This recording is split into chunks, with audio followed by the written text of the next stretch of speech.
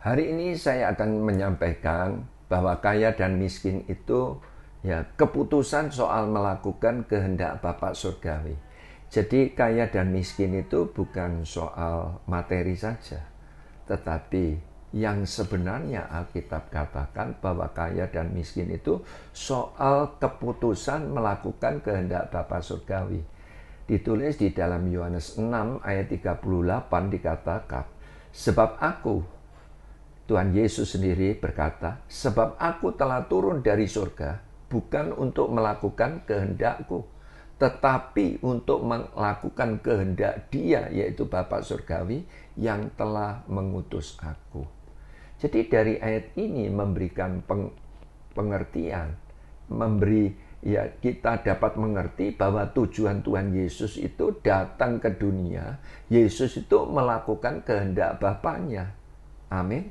Jadi kita yang adalah murid-murid Yesus, kita pun harus punya tujuan seperti yang Tuhan Yesus kerjakan, lakukan. Harus sama seperti guru kita. Ya. Jadi Salomo itu berkata dengan hikmatnya, dia bilang gini, ya, apa artinya menjadi orang kaya bila kita tidak bisa melakukan kehendak Bapa Surgawi? Ditulis di dalam Amsal 13 ayat yang ke-7.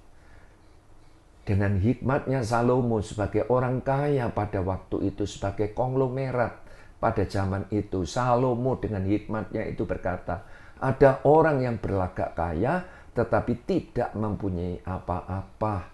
Ada pula yang berpura-pura miskin tetapi hartanya banyak. Ini sekedar cuma kiasan, sekedar hikmat orang kaya yang bernama Salomo, yang mana Salomo ini pernah hidup ada di belahan bumi ini tadi. Dia mendapat hikmat dari Tuhan bahwa dia memberikan pengertian kepada kita hari ini. Apa saudara? Apa artinya? Harta melimpah tetapi kita tidak bisa melakukan kehendak Bapa Surgawi. Nah, jadi itu sebabnya sebagai kesimpulan, kaya itu yang artinya menurut Alkitab harus punya segala yang diperlukan untuk melakukan kehendak Allah.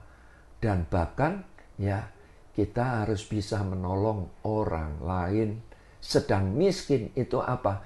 Tidak punya yang dibutuhkan untuk melakukan kehendak Allah dan tidak bisa menolong orang miskin.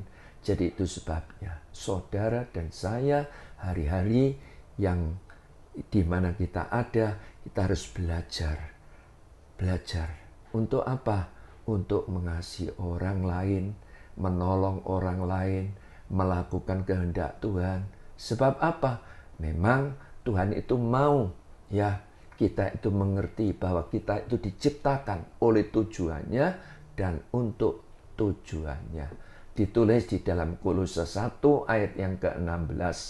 Karena di dalam Dialah telah diciptakan segala sesuatu yang ada di surga dan yang ada di bumi, yang kelihatan dan yang tidak kelihatan, baik singgasana maupun kerajaan, baik pemerintah maupun penguasa, segala sesuatu diciptakan oleh Dia dan untuk Dia. Wow, luar biasa. Jadi jelas kita harus mengerti bahwa di dalam kehidupan, kalau kita ingin menjadi orang yang kaya di hadapan Tuhan, kita harus melakukan kehendak Bapa Surgawi. Bukan kehendak pribadi kita saja. Bukan, Tuhan tidak mau. Jadi memang untuk melakukan kehendak Bapa Surgawi itu tidak gampang. Contoh pada waktu Tuhan Yesus akan disalib di Getsemani, apa yang dikatakan oleh Tuhan Yesus? Tuhan Yesus berkata apa? Hatiku takut dan gentar, rasanya ingin mati. Wow, tetapi apa yang dikerjakan oleh Tuhan Yesus? Tuhan Yesus tersungkur, dia berdoa. Dan kalimat doanya diulang-ulang. Kalau boleh ya Bapa, cawan ini lalu daripadaku, tetapi bukan kehendakku yang jadi, kehendakmu yang jadi. Diulang sampai 3 jam, nanti saudara baca kisah Tuhan Yesus pada waktu di Taman Getsemani. Dia bergumul pada waktu akan disalibkan. Dia melakukan kehendak Bapa Surgawi. Jadi sekali lagi Tuhan Yesus itu mampu. Oleh sebab apa? Yesus mampu mengalahkan dagingnya. Jadi itu sebabnya kalau saudara ingin ya melakukan kehendak Bapa surgawi, ya menjadi orang yang kaya di hadapan Tuhan, yaitu melakukan kehendak Bapa surgawi, kita harus belajar mengalahkan daging kita. Apalagi untuk melakukan kehendak Bapa surgawi butuh apa? Iman sangat berperan penting. Ditulis di dalam Alkitab, ya, setelah Musa ini menjadi dewasa, Musa itu menjadi orang yang bijak, ya, di dalam rencana kehendaknya, ya, sehingga apa? Dia tukarkan harta kekayaan yang dia miliki ini dengan kekayaan yang lebih tinggi. Alkitab berkata, karena iman maka Musa setelah dewasa dia menolak disebut anak putri Fir'aun, karena ia lebih suka menderita sengsara dengan umat Allah daripada sementara menikmati kesenangan dari dosa. Ia menganggap penghinaan karena Kristus sebagai kekayaan yang lebih besar daripada semua harta Mesir, sebab pandangannya ia arahkan kepada upah. Nah, jadi arti kaya yang sesungguhnya saya mau katakan mampu menukarkan kekayaan materi dengan kekayaan yang lebih tinggi nilainya. Amin. Jadi Musa ini berani meninggalkan kemewahan Mesir dan dia rela hidup di padang gurun demi apa? Demi kekayaan yang luar biasa, yaitu Tuhan Yesus.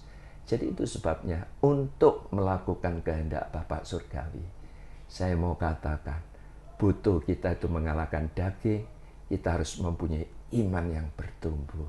Sebab apa? Berbicara tentang uang bukan sekedar materi saja. Berbicara tentang kaya dan miskin itu bukan materi saja, tetapi soal keputusan melakukan kehendak Bapa surgawi.